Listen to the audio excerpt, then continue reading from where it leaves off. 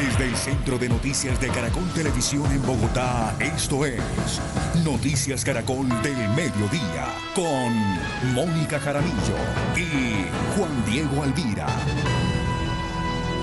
Hola, ¿qué tal? Tengan todos ustedes muy buenas tardes. Gracias por permitirnos entrar a sus hogares porque usted necesita estar bien informado. ¿Será posible que una persona esté muerta 45 minutos y recobre los signos vitales? Pues según los médicos del Hospital de Kennedy en Bogotá, eso le pasó a un hombre que llegó con una herida en el corazón. Consultamos a varios expertos que nos dan explicaciones científicas, incluso ponen en duda este caso. Sin embargo, los médicos que atendieron al hombre aseguran que llegó sin signos vitales. Así luce el hombre de 39 años que volvió a la vida luego de ser declarado muerto. Lo que pasó ese día nunca lo había visto antes. Después de 45 minutos de estar clínicamente muerto, el paciente retorna y hoy está clínicamente estable, se podría decir. Vaquero explica la condición en la que se encontraba el paciente. Completamente ausencia de vida, lo único que lo sostenía pues era el respirador artificial y nuestro masaje directamente al corazón. Este reciclador, que de acuerdo con versiones de sus familiares trabaja en la central mayorista de Corabastos, recibió una herida mortal con arma blanca en el corazón. Hoy, 3 días después de lo sucedido, uno de los médicos que estuvo en la cirugía no tiene una respuesta para lo ocurrido. No tenemos explicación.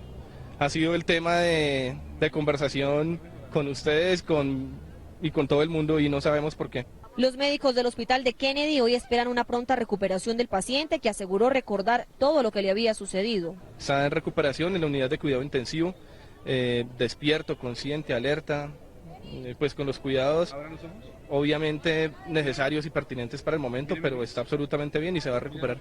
La familia aún no se pronuncia sobre lo ocurrido.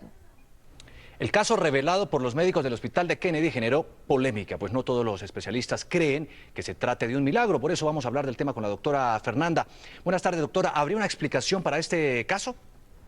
Juan, muy buenas tardes. Yo no le llamaría un milagro porque tiene una explicación científica.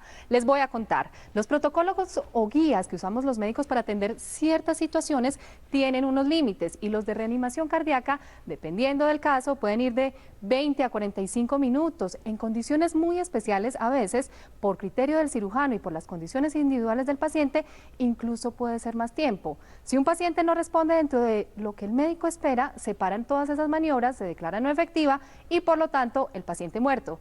En este caso nunca pararon y el paciente sí respondió dentro de lo esperado. Sin duda es un caso complejo porque tenía una herida en el corazón, estaba bajo el efecto de ciertos medicamentos sedantes, como informa el comunicado, y todo esto hace que el corazón pues tome un tiempo mayor en responder. ¿Qué pasa? Que una vez usted cierra una herida en el corazón, pasa el efecto de ciertos medicamentos y la reanimación es efectiva, pues el corazón recupera su función y vuelve a empezar a latir. Lo que sí no se puede asegurar en este momento es que ese paciente esté libre de complicaciones cerebrales o de otro tipo. Después de ese tiempo hay que esperar. Esta es una situación que se presenta con cierta regularidad en los servicios de urgencia y de cirugía cardiovascular y pues nuestro país infortunadamente es reconocido por la experiencia en trauma. La fortuna de este paciente fue llegar a un centro donde estaban preparados para darle un manejo adecuado. Esta es una noticia en desarrollo de Noticias Caracol. Y esta otra historia es escalofriante. Una mujer fue capturada por la policía señalada de vender la virginidad de sus 12 hijas menores de edad. Según la investigación, la madre cobraba entre 300 y 400 mil pesos por las niñas cuando cumplían 12 años. En la Policía Metropolitana está Juanita Gómez. ¿Cómo es la historia, Juanita? Buenas tardes.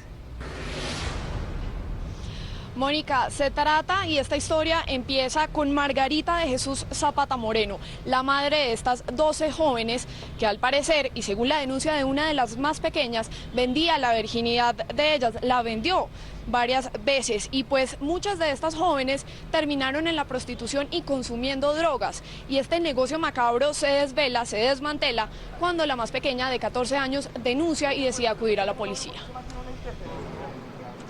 El tenebroso negocio que había montado la madre de la menor quedó desmantelado cuando la joven quedó en embarazo y no quiso abortar a su bebé. Por eso decidió hablar y denunciar su caso ante las autoridades.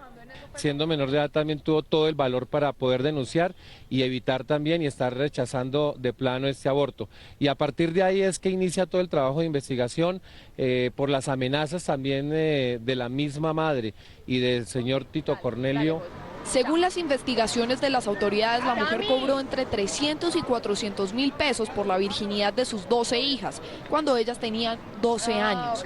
La policía le hizo un llamado a las demás víctimas de esta mujer. Y a quienes si nos están observando, si nos están escuchando, las invitamos también para que se acerquen a las instalaciones de la Policía Judicial, para que pongan en conocimiento, para que denuncien estos hechos. En la presentación de los capturados, la mujer negó las acusaciones. ¿Las prostituyó usted a sus hijos? No, mi amor. Los dos vinculados al caso deberán responder por los delitos de acceso carnal abusivo en menor de edad y explotación sexual. Uno de ellos es un ingeniero de 51 años, padre del hijo de la menor, que fue detenido y está en los calabozos de la SIJIN. En total, esta mujer tiene 14 hijos, un niño de 11 años y una niña de 9 años, que afortunadamente ya están bajo el cuidado de la protección social. Muchas gracias a Juanita Gómez por ese reporte, pero el delito de trata de personas y explotación sexual en menores de edad es en realidad un fenómeno nacional. Una organización no gubernamental le mide el pulso a este flagelo desde Cartagena y por eso vamos a ir en vivo con Carlos Cataño, quien tiene detalles de esta problemática. Carlos, buenas tardes. Muy buenas tardes, Juan Diego. Aquí en Cartagena no se sigue rigurosamente una estadística. Sin embargo, lo que muestran las tendencias es que se ha incrementado el número de denuncias y eso de alguna manera deja entrever que también ha aumentado este delito de la explotación o abuso sexual contra menores. Eso es lo que dejan ver estos seguimientos y estos estimativos que hacen las organizaciones no gubernamentales. En Cartagena, solo en el primer semestre de este año, fueron denunciados 186 casos de menores o adolescentes víctimas de delitos sexuales. Frente al fenómeno de muchas ONG que han trabajado en la ciudad de Cartagena a efectos de que precisamente se incrementen las denuncias y que la gente no se quede callada. Pero en realidad, un alto porcentaje de los abusos sexuales contra menores se silencian por temor a la vergüenza pública o a las amenazas que profiere el victimario. Sin embargo, las autoridades lanzaron una cruzada de prevención contra este delito con garantías de seguridad para el ciudadano. Que denuncie ante las autoridades competentes los abusos sexuales contra menores, porque es la única manera que nosotros podamos llevar un registro estadístico cierto, veraz. Pero más que el incremento en las cifras de explotación sexual, a las organizaciones no gubernamentales dedicadas al tema, les preocupa que las víctimas sean cada vez de menor edad. Hoy hemos encontrado niños y niñas desde los 6 y 7 años que están siendo víctimas de explotación sexual y eso es una alarma. Paralelo a las penalizaciones, ONG, autoridades y servidores turísticos crearon una red de protección contra los abusadores y explotadores sexuales. Y por su condición de ciudad turística, Cartagena es una ciudad propensa a este tipo de delitos. Sin embargo, en esa tarea de blindaje también están las organizaciones no gubernamentales, las autoridades y por supuesto los ciudadanos del común que ven como una grave aberración este delito de explotación y abuso sexual contra menores. Por el momento es toda la información. En Cartagena, Carlos Cataño, Iguarán, Noticias Caracol.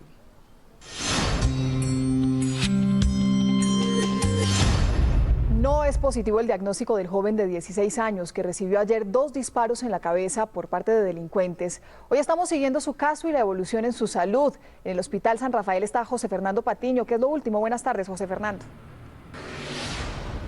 Mónica, televidentes, pues el más reciente parte médico informa que el paciente se encuentra bajo sedación profunda y protección con antibióticos, así como una vigilancia permanente para ver su evolución y así decidir también pues si se le realiza una cirugía que necesita. La familia ha estado desde muy temprano acompañando a su hijo, a su hermano, a su sobrino y exigen justicia por parte de las autoridades. Este es el informe. El estado de salud del menor atendido en el Hospital San Rafael no es alentador, de acuerdo con el último reporte. Continúa siendo crítico con un traumatismo craneano, trauma craneoencefálico severo, en el cual hay un edema cerebral importante, una inflamación del cerebro importante. La Junta Médica evalúa la realización de una cirugía de limpieza, ya que el paciente tiene un proyectil incrustado en la cabeza. Básicamente un procedimiento que se hace de lavado y desbridamiento de la lesión con el objetivo de mitigar el riesgo de infección. Este es el lugar en el barrio Madelena, en el sur de la capital, donde el joven de 16 años sufrió el atentado ayer en la mañana. El menor se iba rumbo al colegio cuando, según testigos, un hombre acompañado de otra persona le disparó en 2 ocasiones en la cabeza. El vigilante de la cuadra asegura que el sector es peligroso. Eso hay mucha inseguridad, eso atracan ahí, eso es permanente, pues, en el día y en la noche eso es permanente. Noticias Caracol contactó al mejor amigo del joven. Él asegura estar sorprendido con lo sucedido y sostuvo que nunca escuchó de alguna amenaza.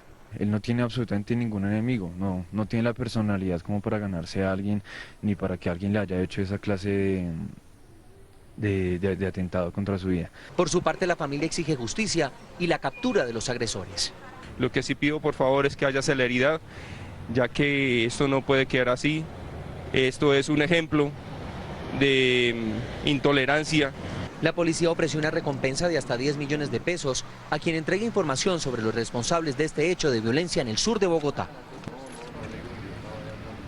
Y hace pocos minutos la policía, más exactamente el coronel Oscar Pinzón, de la Policía de Infancia y Adolescencia, pues entregó detalles de quiénes estarían detrás de estos hechos de agresión en el sur de la capital. Aseguró que se trata de 2 personas entre 22 y 25 años y pues reveló el retrato hablado de una de ellas. Y de acuerdo a nuestras investigaciones y la persona que nos colaboró, las indica o es la indiciada como la que accionó el arma de fuego en 2 oportunidades. Nos informa que esta persona lo ataca por la parte de atrás, le propina el primer disparo en la cabeza. Una vez cae el adolescente, esta persona se devuelve y en el piso le propina el segundo disparo con arma de fuego. Mire, y es lamentable la situación con los niños en el país. Este no es el único caso, lamentablemente también ocurrió otro niño de 10 años, pues resultó agredido en su cara, le quemaron la cara a otro niño de 14 años, dice su mamá, porque supuestamente no quiso prestar la bicicleta. La mamá ahora denuncia que no tiene facilidades económicas, que está muy mal económicamente y que nadie le responde por las heridas que tiene su hijo en el rostro. En su rostro, Zuli Villamarín refleja la angustia de la situación de su hijo, quien fue quemado en la cara por otro menor, según ella, porque no le prestó una bicicleta. Dice que el agresor le hizo una advertencia. El muchacho que agredió a mi hijo el sábado, después de que el niño llegó al restaurante todo quemadito, el muchacho llegó y me dijo, pues haga lo que se le dé la gana, que igual yo tengo mucha plata y le puedo pagar lo que sea. Afirma que la situación es angustiosa, pues su hijo está muy afectado. Yo lo veo como muy calladito, muy apagadito, porque él se mira al espejo y como que se le aguan los ojitos de ver esa carita así. En este edificio viven los padres del menor agresor. Según la madre de la víctima, aún no le han puesto la cara. Dice esta madre que se sostiene con un sueldo que le pagan en un pequeño restaurante, que no cuenta con el suficiente dinero para asumir los gastos. Inclusive me tocó sacar una plata prestada a un señor que presta gota a gota para estar viajando, trasladando al niño en taxi y cubriéndole lo que necesita el niño.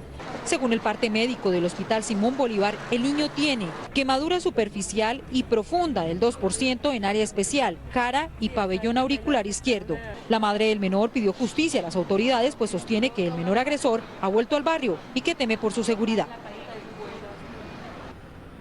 Mire, nosotros estaremos atentos a la evolución en el estado de salud de estos 2 jóvenes, de estos 2 niños, lamentablemente producto de la violencia, pues resultaron heridos. Vamos a estar atentos acá desde el Hospital San Rafael también.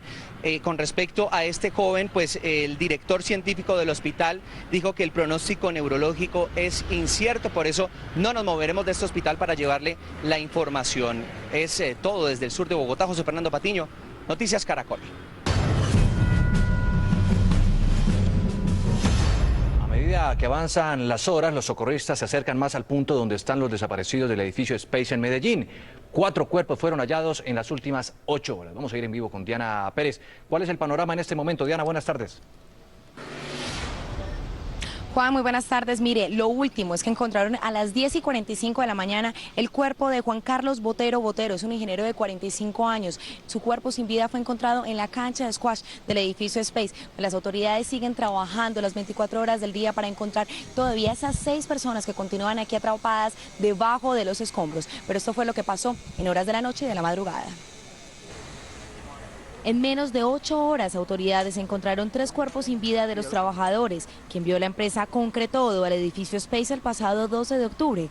Con ellos y Juan Esteban Cantor, el estudiante universitario, ya son 4 las personas halladas entre los escombros. Es muy importante que tengamos claro que no estamos esperando pues que de manera inmediata sigamos encontrando personas cerca, porque primero debemos hacer todo un proceso de limpieza y lo que ellos denominan pues hacer como ciertas terrazas para poder seguir trabajando con seguridad. La primera víctima hallada fue Álvaro José Bolívar, mecánico industrial de 48 años, padre de 4 hijos. Su cuerpo fue avistado a las 5:40 de la tarde. Un sector relativamente cercano a las áreas de escaleras y de ascensor de la torre número 6. La segunda víctima es Iván González, soldador de 46 años de edad y padre de un hijo. Su cuerpo sin vida fue rescatado a las 11:55 p.m. Por la ubicación que tenemos, estaba muy cerca a las escalas.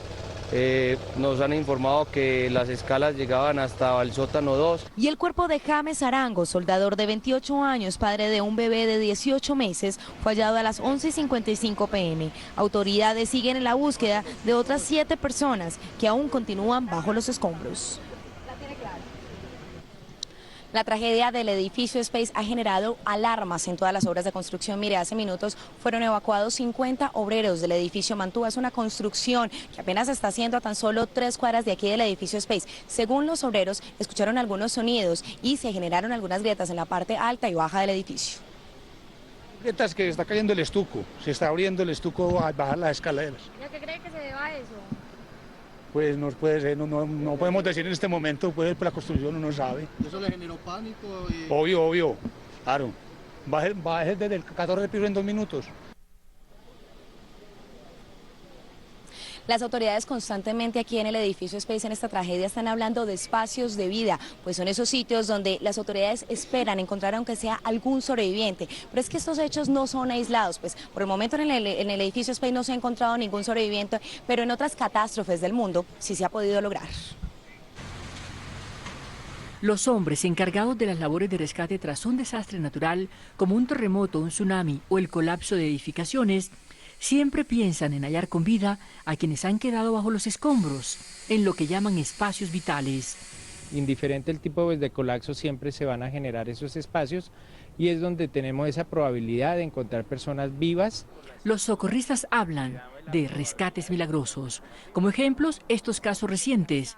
El pasado 24 de abril, más de 1000 personas murieron aplastadas por los escombros cuando se desplomó este edificio en Dhaka, Bangladesh. Reshmi fue encontrada con vida después de 16 días, con un estado de salud, según los servicios de rescate, relativamente bueno. En China, el 23 de abril, un hombre de 102 años también le hizo el quite a la muerte. Quedó enterrado entre los escombros de su casa, de los que salió gateando. Ya la mandó. ¿Y qué tan probable es que en las ruinas de la Torre 6 del edificio Space en Medellín haya otro sobreviviente después de 11 días del derrumbe? Se tiene una probabilidad pues de supervivencia alta durante los primeros 4 días de que haya sucedido el evento, pero en este tipo pues de colapso puntualmente pues las probabilidades son en todo caso bajas, porque son muchos pisos los que estaban pues encima de las personas que estaban en ese lugar en el momento. A pesar del paso del tiempo y de la magnitud de lo ocurrido, los socorristas en Medellín esperan lograr un rescate milagroso. Recordemos, fueron 11 desaparecidos desde que se generó la tragedia el pasado 12 de octubre. Hasta el momento se han encontrado 5 víctimas, todavía continúan debajo de los escombros 6 personas. Las autoridades siguen trabajando, recordemos que son 70 rescatistas de todo el país, día y noche, trabajando aquí en el edificio Space y más de 250 personas de otras entidades. Continuaremos entonces muy pendientes de todas estas labores de rescate que se siguen acá con Noticias Caracol minuto a minuto. La información que tenemos desde Medellín, en la capital de Antioquia, Diana Pérez, Noticias Caracol. Diana, muchas gracias por todos los detalles. Por supuesto, vamos a seguir minuto a minuto muy pendientes de esta información. 12 de la tarde, 48 minutos. En emergencia se encuentran 500 familias de un barrio en el municipio de Turbaco, norte de Bolívar, a raíz de que sus casas tienen fallas estructurales. Expertos aseguran que en la zona existe una falla geológica producida por la cercanía de volcanes de lodo. Ronald Avellaneda, ¿qué dicen las autoridades? Buenas tardes.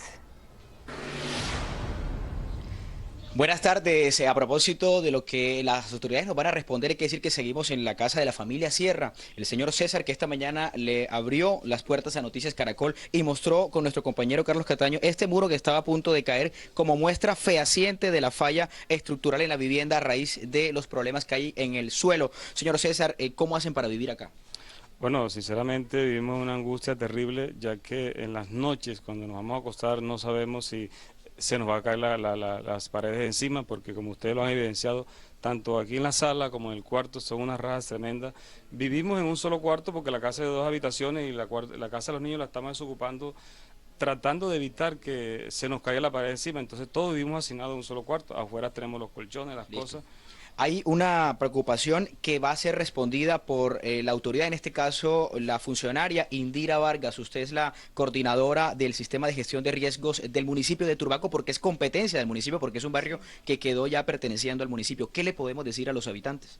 Bueno, lo importante es decirles a ellos que a partir de esta semana vamos a tratar de mandar una comisión, la comisión técnica, para que inspeccione vivienda por vivienda cuáles son las clases de riesgos que presenta cada vivienda y así tomar las medidas pertinentes para atender la problemática de este sector. Estaremos muy pendientes y hay que decir que también asisten funcionarios del Cuerpo de Bomberos del municipio de Turbaco, quienes ya empezaron a tomar registro fotográfico para poder tener ya las pruebas con las que se van a tomar medidas que acaba de anunciar la funcionaria aquí en Noticias Caracol. Por el momento es toda la información desde Turbaco, Bolívar, Ronald Avellaneda, Noticias Caracol. Resultados urna virtual. ¿Cree usted que su vivienda tiene fallas estructurales? Sí, 38.22%. No, 61.78%. Total votos, 4.278. Una grave emergencia se vivió esta madrugada en el centro de Bogotá, donde se registró un incendio en un inquilinato. La policía tuvo que evacuar a cerca de 100 personas. Emergencia en el centro de Bogotá. Un incendio prendió las alarmas de los organismos de socorro. Las llamas consumían varias habitaciones de un inquilinato ubicado en la calle Tercera con carrera 11 en el barrio San Bernardo. El subintendente Víctor Vázquez y el patrullero Pablo Calderón evacuaron a decenas de familias que descansaban en los 3 pisos de la casa. Mientras los uniformados inspeccionaban dónde estaban los niños y adultos mayores, otro policía llegó al foco de la conflagración. 5 máquinas del Cuerpo Oficial de Bomberos con más de 20 socorristas comenzaron a controlar el voraz incendio. Después de 1 hora, la emergencia fue superada. Estábamos todos durmiendo cuando de un momento a otro empezó una llamarada de una pieza. Entonces cuando íbamos a salir, la salida estaba taponada y nosotros nos tocó romper las tejas y salir por las tejas y todos alcanzamos a salir, gracias a Dios. Mucha gente, ¿cuánta gente viene acá? Por ahí unos 30, 40 personas. 3 adultos mayores y 2 niños fueron valorados por los médicos de la Secretaría de Salud por la inhalación del humo. Según el informe preliminar, el 40% de la casa quedó reducida a cenizas. Esta es una noticia en desarrollo de Noticias Caracol. No para el robo de las tapas de alcantarillas en las ciudades del país. En Cali, una niña de 2 años cayó en uno de estos huecos mientras caminaba con sus padres por una calle del oriente de la ciudad. Y en Bogotá estuvimos en los sitios donde se comercializan tapas de alcantarilla. Estamos cubriendo esta noticia desde todos los ángulos. Tenemos reportes en vivo desde Cali y Bogotá, pero comenzamos en la capital del Valle con Carlos Gutiérrez para que nos cuente cómo sigue la menor. Carlos, buenas tardes. Mónica, buenas tardes. Está bien en su estado de salud. Se recupera en estos momentos en su casa asentada en el oriente de la capital vallecaucana. Según los médicos, registraba laceraciones en diferentes partes del cuerpo. Los padres de la menor anunciaron una demanda contra las empresas municipales de Cali porque ya se había reportado el hurto de esta tapa, de esta alcantarilla. La menor de 2 años caminaba junto a sus padres por esta vía del oriente de Cali cuando cayó en una alcantarilla que estaba sin tapa desde hace un mes. Así lo explicó Adriana Giraldo, la madre de la niña. El papá se metió y la sacó y la gente ahí mismo al oír mis gritos corrió a ayudarnos, la gente nos ayudó. Pero no solo en esta zona de Cali hay alcantarillas sin tapa. En un recorrido encontramos 2 de estas trampas mortales ubicadas a 8 metros de distancia. Puede pasar un accidente, alguna persona que pase por aquí, por estos lugares, pero está lesionada. En la avenida Segunda Norte con calle 21, otra alcantarilla de 80 por 70 centímetros representa un peligro para los peatones. Representa un peligro para uno, para unos niños, para un anciano que venga de pronto despistado. Es un sitio muy peligroso. Cada tapa hecha en concreto tiene un valor de 300.000 pesos. Al día, según en Cali, se roban entre 20 y 22 tapas. A veces nos ocurre y se vuelve generalizado en algunos, sobre todo en las unidades nuevas, que de un día para otro roban 10 tapas en 2-3 cuadras. Las empresas municipales de Cali trabajan para adquirir tapas con sellos mecánicos que solo se abren con llaves especiales. 1,50 metros de profundidad tiene esta recámara de energía que está ubicada en pleno centro de la capital vallecaucana. Lo más grave es que si una persona cae aquí no se fracturaría alguna de sus extremidades. También podría resultar quemada porque los cables están a la intemperie. Según las empresas municipales de Cali, en el centro de la ciudad es el sector donde más hurtan este tipo de tapas. En Cali, Carlos Gutiérrez, Noticias Caracol. Muchas gracias a Carlos Gutiérrez. Noticias Caracol hizo un recorrido por los sitios del centro de Bogotá donde se comercializan las tapas de alcantarillas. Cámara en mano, César Chaparro visitó esos establecimientos. ¿Qué fue lo que encontró? César, buenas tardes. Juan Diego, muy buenas tardes. Le cuento que esta es una calle ubicada muy cerca a la llamada peligrosa calle del Bronx. Recordemos que en esa calle habita mucho indigente, también se venden objetos robados y hasta alucinógenos. A tan solo a unos metros de esta calle encontramos varios establecimientos comerciales donde vimos varias tapas tanto de alcantarilla como de registros exhibidas al frente de los locales expuestas a la venta. Dice la policía que según las informaciones suministradas por los indigentes que roban este tipo de tapas, esas tapas van a parar a algunos de esos establecimientos comerciales. Aclara la policía que no todos esos establecimientos comerciales están dedicados a vender ese tipo de tapas. Muchos de ellos las venden con autorización y con los documentos legales. Sin embargo, los indigentes aseguran que varios de esos puntos sí venden esas tapas de manera ilegal. Averiguamos en uno de esos establecimientos cuánto vale una tapa y uno de los funcionarios asegura que una tapa pequeña, especialmente de un registro de un contador, vale 50.000 pesos, la más grande vale 100.000 pesos. Allí también encontramos varias tapas de alcantarilla, pero están un poco más escondidas a la luz, al público.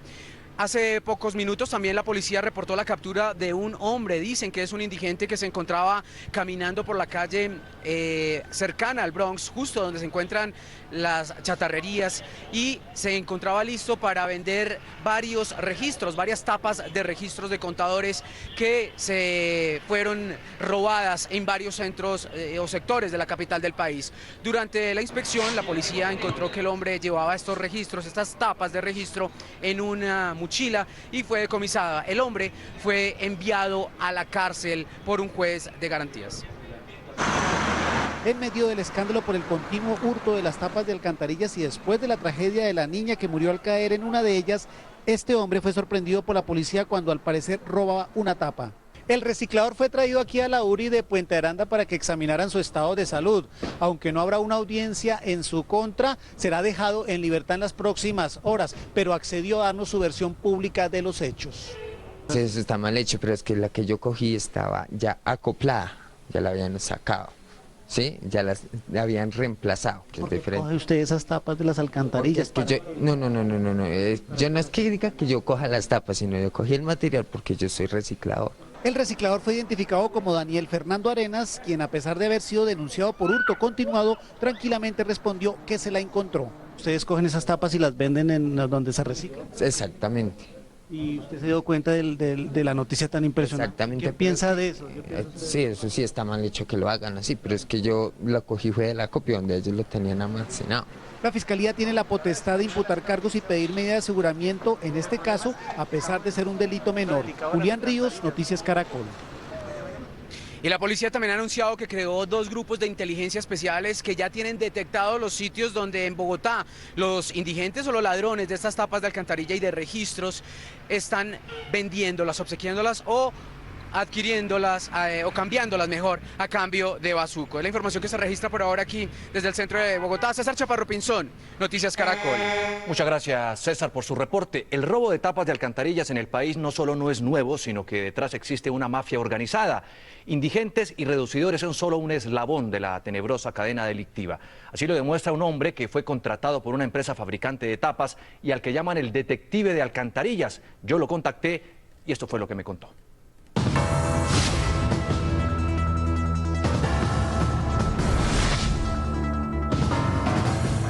Está comprando lo robado, mire.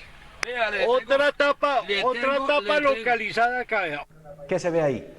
Tapas del acueducto de Bogotá que fueron robadas al fabricante. ¿Usted grabó ese video? Sí, señor. ¿Dónde? en una ferretería que sirve como reducidor de elementos robados cerca de la Plaza España de Bogotá. El 31 de marzo de 2011 fue grabado el video. ¿Cómo funciona el negocio ahí?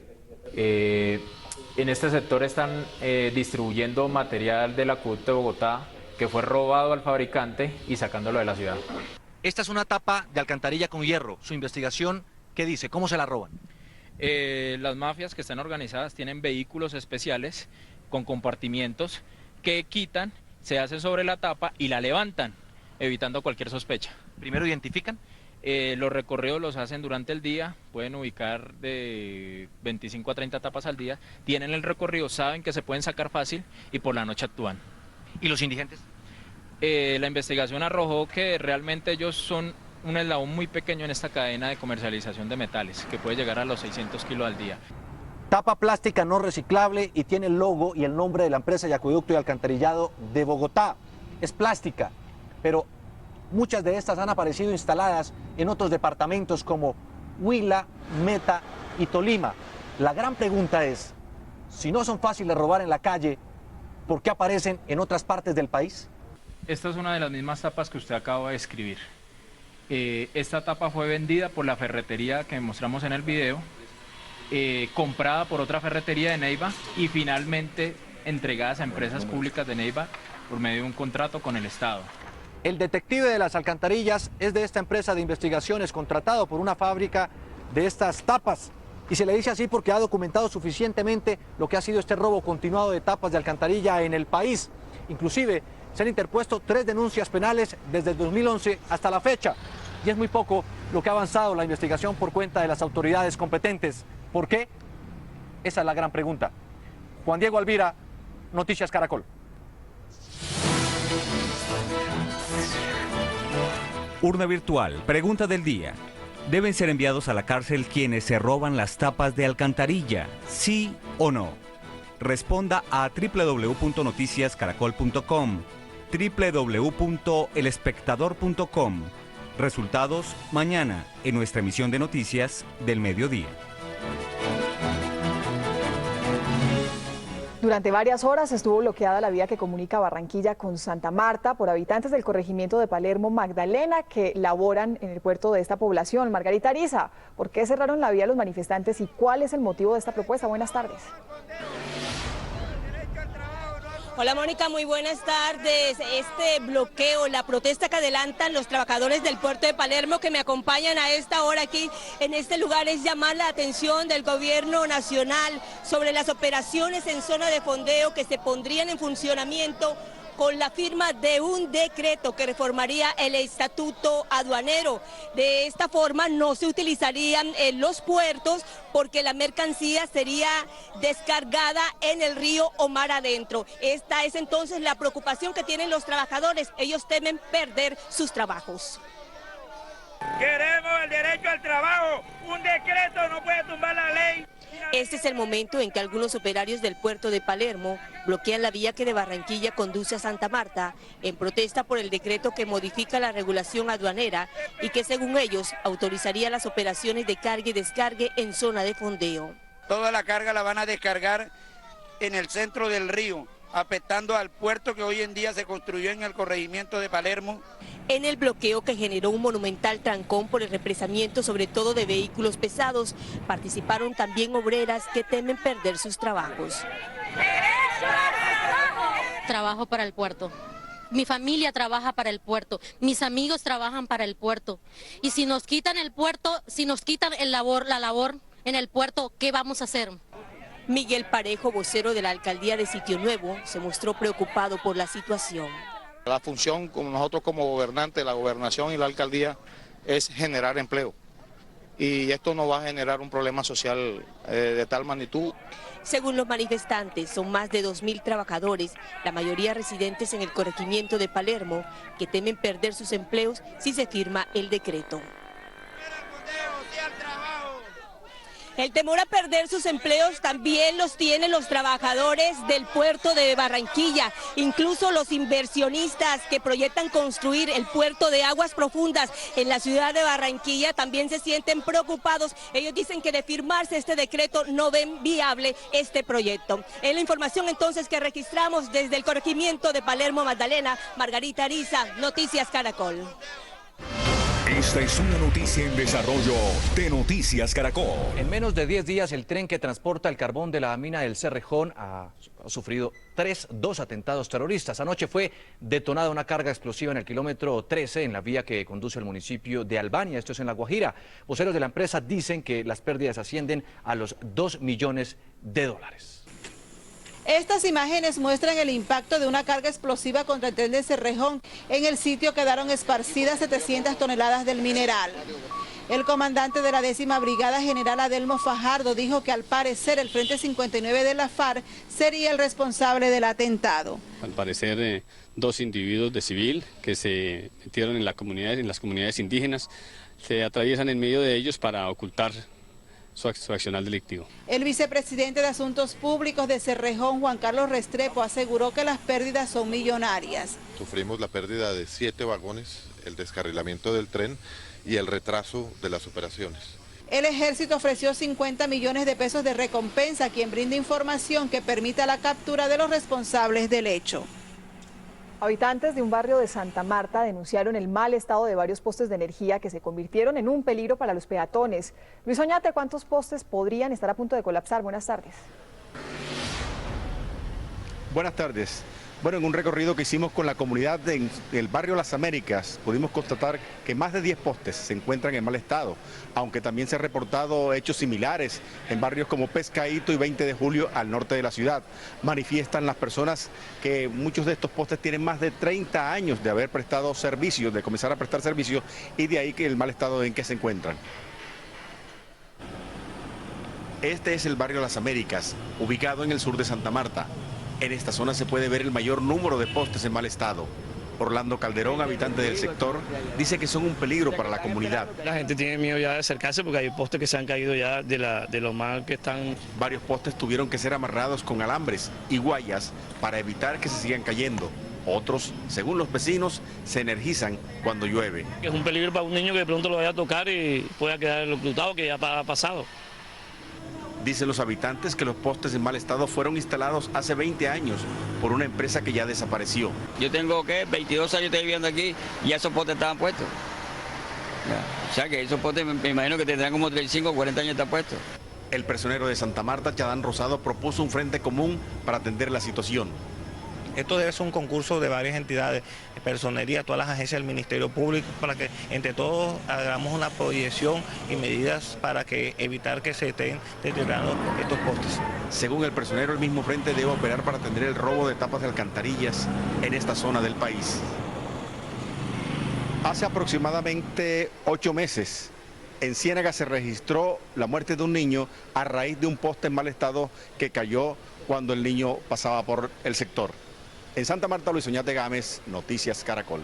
Muchas gracias a Luis Oñate. 1:08. Cuando uno habla de educación, espera que los colegios, mejor dotados en su planta física y de profesores, obtengan los mejores resultados del ICFES, pero en el Departamento del Atlántico, el mejor promedio lo sacaron unos alumnos que estudian en un patio. Argemiro Pion nos cuenta los detalles. ¿De qué colegio estamos hablando, Argemiro? Buenas tardes. Juan Diego, buena tarde. Se trata del colegio Francisco Javier Cisneros en el municipio de Puerto Colombia, aquí en la zona metropolitana de Barranquilla. Son 2.000 estudiantes que reciben clases en pésimas condiciones porque hace 2 años tuvieron que demoler 16 aulas de este colegio porque estaban a punto de caerse. Y según el rector Wilman Pérez, llevan ya todo ese tiempo esperando que el Ministerio de Educación le entregue los recursos o le aprueben el contrato para poder reconstruir este plantel. Sin embargo, los estudiantes dicen que esto no es ningún impedimento para lograr aptos puntajes en las pruebas ICFES. Ellos dicen que con muchas ganas de salir adelante presentaron sus exámenes y por eso pues obtuvieron este logro. Él es Miguel Ortega, el estudiante de 15 años que comparte el primer puesto en las pruebas ICFES a nivel nacional con otros 498 jóvenes. Por el empeño, la dedicación y las ganas que uno le coloca, acompañada de la disciplina, y de la asesoría de los docentes. Miguel Ángel estudia en el Colegio Francisco Javier Cisneros de Puerto Colombia Atlántico, donde reciben clases en el patio y en salones en mal estado, como lo denunció Noticias Caracol el pasado 3 de octubre, porque según el rector llevan 2 años esperando recursos del gobierno nacional para remodelar el plantel. En nombre de toda la comunidad hago ese llamado al presidente, señora ministra, señores senadores, congresistas, por favor ayúdenos. Pese a estas condiciones, otros 20 estudiantes de este mismo colegio, entre ellos Karen Ortega, también ocuparon puestos destacados en las pruebas de estado. Principalmente la dedicación y la disciplina de estos últimos 9 meses. En su casa, el padre de Miguel Ángel dice sentirse orgulloso de su hijo, pero a la vez se lamenta por no tener recursos para pagarle una carrera universitaria. El rebusque mío propiamente es de mototaxista, como pueden ver, la moto paga una tarifa de 12.000 pesos, me rebusco para el diario de mi comida que lo lleva mi señora 15.000 pesos, las meriendas de ellos, la gasolina, y ¿qué podía pagar una universidad? Ni en sueño una universidad. Miguel Ángel dice que quiere estudiar ingeniería electrónica.